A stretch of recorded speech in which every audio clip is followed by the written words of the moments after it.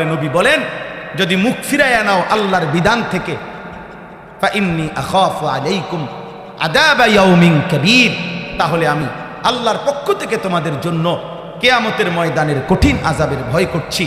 হে আমার জাতি, এই মিথ্যা, চুরি, ডাকাতি, এই জিনা, এই ব্যভিচার, এই মদ, জুয়া, এই গান বাদ্য, মা বোনদের বেপর্দা জীবন, বেনামাজি জীবন, খোদার কসম আল্লাহ বলছে, আমার নবী আপনি বলেন আল্লাহর আযাব আসে, আখিরাতের আযাব হবে, জাহান্নামের আযাব হবে। আপনারা বলেন ভাই, আমার এই শেষ কথা আপনারা বলেন, ইবলিস আল্লাহর কাছ থেকে বিতাড়িত হলো কেন? নাফরমানির কারণে। নূহ আলাইহিস সালামের কওম পানিতে ধ্বংস হলো কেন? আল্লাহর নাফরমানির কারণে। লূত আলাইহিস সালাম, হুদ আলাইহিস সালাম, শুআয়ব আলাইহিস সালাম, নমরুদ, ফেরাউন, কারুন, হামান, যুগে যুগে প্রত্যেক মানুষ নাফরমান কেন ধ্বংস হইল? আল্লাহর নাফরমানির কারণে। অতএব পাপ, নাফরমানি আমাদেরকে আল্লাহর আযাব নিয়ে আসবে। অতএব এই সমাজের যারা আছেন, আলহামদুলিল্লাহ এতটা গরমে আপনারা এতটা কষ্ট করে বসছেন, সমস্ত ছেলেদের কাছে আমার শেষ অনুরোধ, আব্বা শেষ আমার কথা, প্রত্যেকেই একটা নিয়ত করেন যে ফজরের নামাজ পড়ব। বলেন ইনশাআল্লাহ, বলেন ইনশাআল্লাহ। আপনার আমার একটা কথা মনে রাখবেন, ফজরের নামাজ হলো ভিত্তি, ফজরের নামাজ একজন মুমিনের বুনিয়াদ, ফজরের নামাজ একজন মুমিনের খুঁটি। এজন্য হাদিসে আছে, নবীজি বলছেন ফজরের নামাজ পড়া মুনাফিকের জন্য কঠিন, বিশুদ্ধ হাদিস, ইমানদারের জন্য সহজ। এজন্য ফজরের মুসল্লি তার ঈমান মজবুত। আলহামদুলিল্লাহ, আলহামদুলিল্লাহ। হিম্মত করলে পারবেন। আপনার মোবাইলে অ্যালার্ম দেন, আপনি অ্যালার্মওয়ালা ঘড়ি কিনেন, আপনারা সবাই একজন আরেকজনকে ডাকেন, আল্লাহ বরকত দিবে, আল্লাহ তৌফিক দান করেন। গুনাহ ছাড়েন। এবং শুরুতে বলছি, আবারও মনে করাই দিচ্ছি, নিজেদের স্ত্রী, ছেলে মেয়ের ঈমান, আমল, আখলাক, চরিত্রের নজর দেন। বাবারা মানুষের চর্চা করেন, মানুষের পরিচর্যা করেন, মানুষ বানান। শুধু আসবাব আর ফার্নিচার, শুধু খাট আর বিল্ডিং নয়, মানুষের পরিচর্যা জরুরি। কার? মানুষ। মাদ্রাসা সেটা করে, মাদ্রাসা মানুষ বানায়, আখিরাত চিনা, আল্লাহ চিনা। আলহামদুলিল্লাহ এই বাগবাড়ি মাদ্রাসা, আমি এখন ইনশাআল্লাহ এই দোয়ার পূর্ব মুহূর্তে 5টা মিনিট দেরি করব না। আপনাদের কাছে বিনীত অনুরোধ, একটি মাদ্রাসা আপনাদের ভালোবাসা নিয়ে চলে, আপনাদের সহযোগিতা নিয়েই চলে। আমার শায়েখ আল্লামা মুফতি মুশতাকুন নবী সাহেব সবসময় বলে যে মাদ্রাসা মুসলমানের কাছে 3টা জিনিস চায়। কয়টা? 1 দোয়া, 2 সন্তান, 3 দান সাদাকা।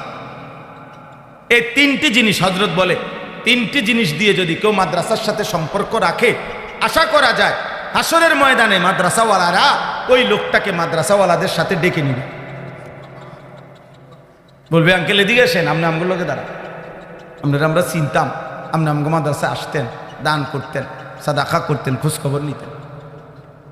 এই জন্য আজকেও আপনাদের কাছে অনুরোধ, 5টা মিনিট এখনই দোয়া হবে। দোয়ার পূর্ব মুহূর্তে কেউ উঠাউঠি করেন না, বরং প্রত্যেকে যার তৌফিকে কুলায় এই মাদ্রাসার জন্য আপনারা যদি একটু সহযোগিতা করেন, তো মাদ্রাসার আর্থিক ফায়দা হবে, আপনাদের সন্তানরা দিন শিখবে, আল্লাহর কোরআন শিখবে।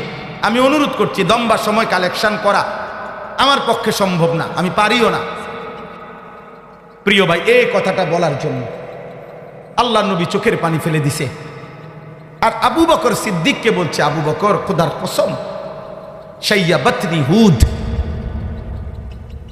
আবু বকর, যেদিন থেকে সূরা হুদ নাজিল হইছে আর আল্লাহ তাআলা নাফরমান জাতির আযাবের বর্ণনা দিছে, ওই মুহূর্ত থেকে আমার কলিজার মধ্যে ভয় ঢুকে গেছে।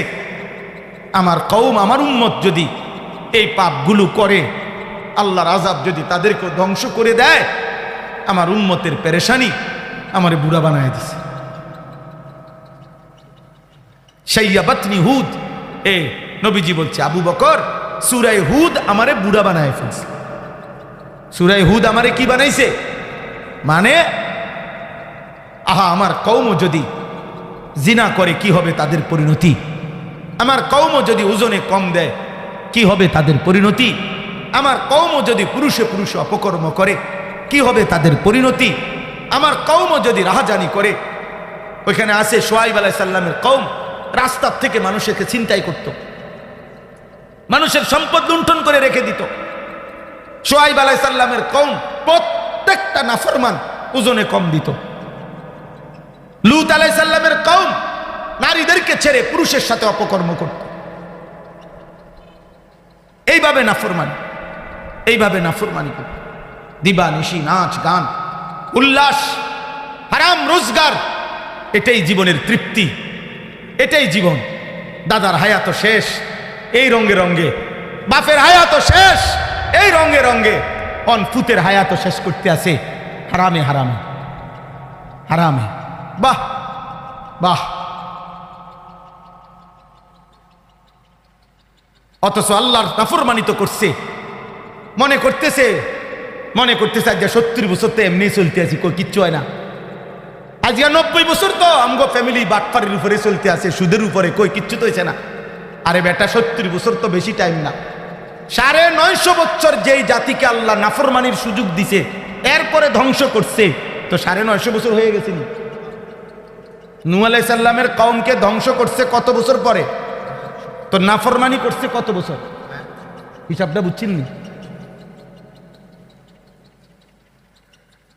তাহলে 70 বছরও যদি নাফরমানি করে সুখে থাকো, যদি মনে করো কই অসুবিধা তো হয় নাই, না না না, অসুবিধা হওয়ার সময় তো অনেক বাকি আছে।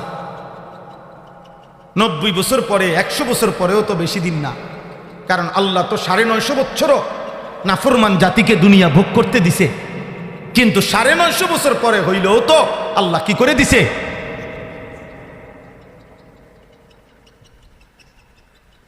এজন্য দয়া করে আমার বাপ, আমার ভাই, এই গভীর রাতে আমি তো বললাম আমার মেহমান ভাইরা সবাই আসছেন দেখা আরেকটু বাড়াইলাম। তো আমার উদ্দেশ্য এটা বুঝানো, এই সূরা হুদ নবী কাঁপতে থাকছে, যাদের বিবেক আছে, সুযোগ আছে, সূরা হুদের তর্জমা পড়েন।